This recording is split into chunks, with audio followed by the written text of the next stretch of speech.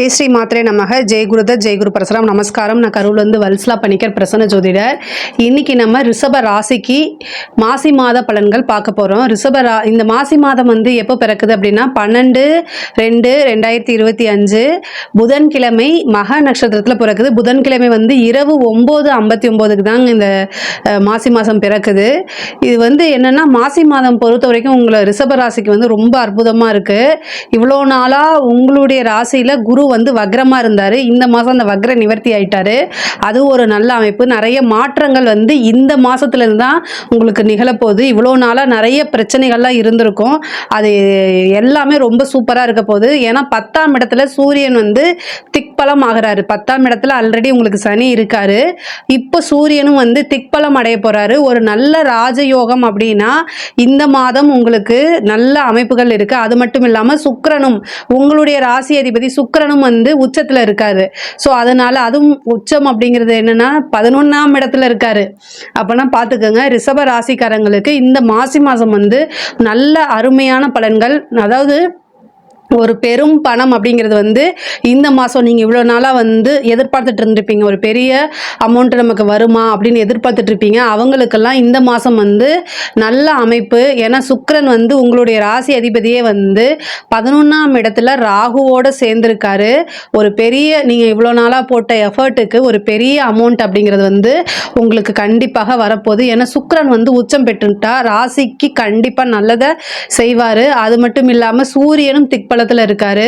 அப்போ தொழிலில் நல்ல மாற்றம் முன்னேற்றம் உறுதியாக உண்டு. இந்த மாதம் வந்து தொழில் பண்ணுறவங்களுக்கெல்லாம் சூப்பர். அதுவும் வந்து இம்போர்ட் எக்ஸ்போர்ட் பண்ணுறீங்களா அவங்கெல்லாம் வந்து நல்ல கோடிக்கணக்கில் சம்பாதிக்கக்கூடிய அமைப்புகள் இருக்குது. அதாவது ஏற்றுமதி இறக்குமதி சார்ந்த தொழில்களுக்கு பல கோடிகள் உங்களுக்கு லாபங்களாகவே வரதுக்குண்டான அமைப்பு இருக்குது.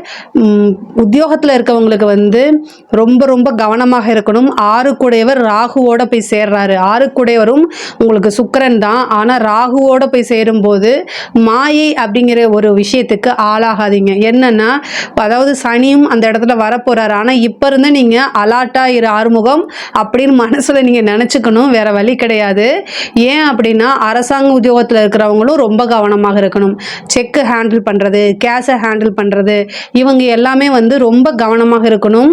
பணத்தை மாற்றி விடுற விஷயங்கள், இந்த மாதிரி விஷயங்களே ரொம்ப கவனமாக இருக்கணும். பொதுவாகவே நீங்கள் செய்யக்கூடிய ஒவ்வொரு செயலியுமே யோசிச்சு செஞ்சீங்க அப்படின்னா உத்தியோகத்தில் இருக்கவங்களுக்கு எந்த பிரச்சனையும் இல்லை. ஆனால் உத்தியோகத்தில் உங்களுக்கு நல்ல லாபம், நீங்கள் எதிர்பார்க்காத வகையில் ஒரு மிகப்பெரிய அமௌண்ட்டு அப்படிங்கிறது உங்களுக்கு வரதுக்குண்டான வாய்ப்புகள் இருக்குது. ஒரு சிலருக்கு வந்து வீடு கட்டக்கூடிய பிராப்தம், வண்டி வாகனங்கள் வாங்கக்கூடிய பிராப்தம், இது எல்லாமே ரிஷபராசிக்காரங்களுக்கு இருக்குது.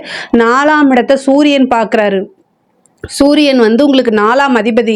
அவர் சனியோடு சேர்ந்து, அதாவது உங்களுக்கு உங்களுக்கு ராஜ யோகத்தை கொடுக்கக்கூடிய சனியோட சூரியனும் புதனும் சேர்ந்திருக்கு. அதனால் நல்ல அமைப்பு. 2 குடையவரும் 5 குடையவரும் உங்களுக்கு புதனா வந்து அவரும் 10ஆம் இடத்துல இருக்காரு. தொழில் மூலிமா நல்ல லாபம், நல்ல வருமானம். சூரியன் திக்பலம் அடைஞ்சிருக்கனால இந்த மாதம் வந்து ஒரு பெரிய மாற்றம்ங்க.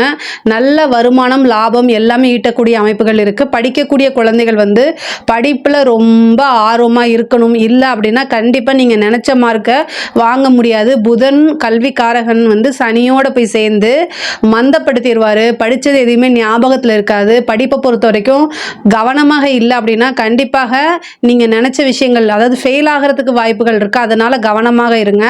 கலைத்துறை சம்மந்தப்பட்டவங்களுக்கு இது சூப்பரான ஒரு பொற்காலம். இந்த மாதம் வந்து சுக்கிரன் வந்து உச்சத்தில் இருக்குது. கலைக்கு சம்மந்தப்பட்ட சுக்கிரனே உச்சத்தில் இருக்குது, அதுவும் ராகுவோடு சேர்ந்து.